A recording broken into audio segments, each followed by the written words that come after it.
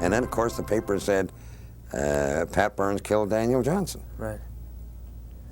And I guess the furor was incredible. Well, when Johnson was presumably loved by many people, and Johnson, let's get the record straight, was a separatist.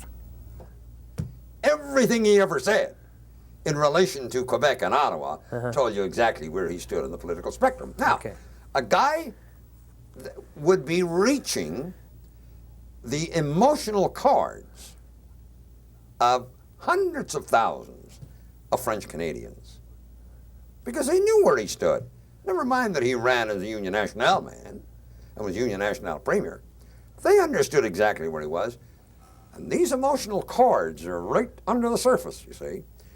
And when you say Pat Burns killed Daniel Johnson, you've got these hundreds of thousands of people who want to kill Pat Burns. Right.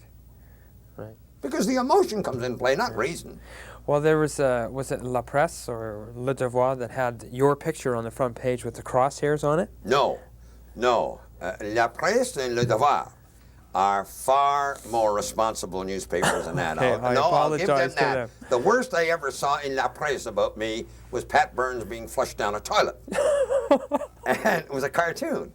And the worst I ever saw in Le Devoir was a cartoon of Pat Burns. It was a guillotine. In other words, the place for the head to go in, you know, Right. the guillotine. And the knife that comes down, well, that was sort of my tongue, you see. That's the worst Le Devoir ever did. The others were much, much, much worse. No, I think it was Samedi Soir that had this one. It was one of the French publications, tabloid. Right.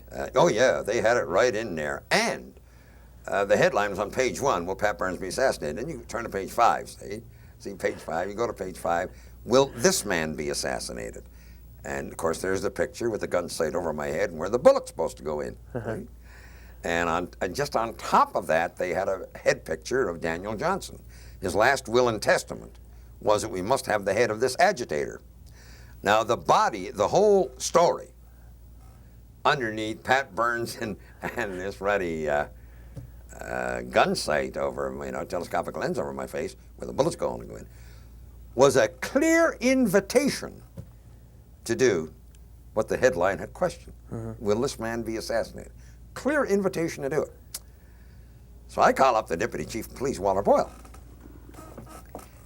I said, Walter, I don't like what I see here. So, well, I haven't seen it. I said, I'll get you a copy over. He said, I'll pick one. I said, I'll get you a copy over. So I got him a copy, and I rushed it over, by taxi. And he called me up the next day. And he said, Pat, this is serious. This is very serious.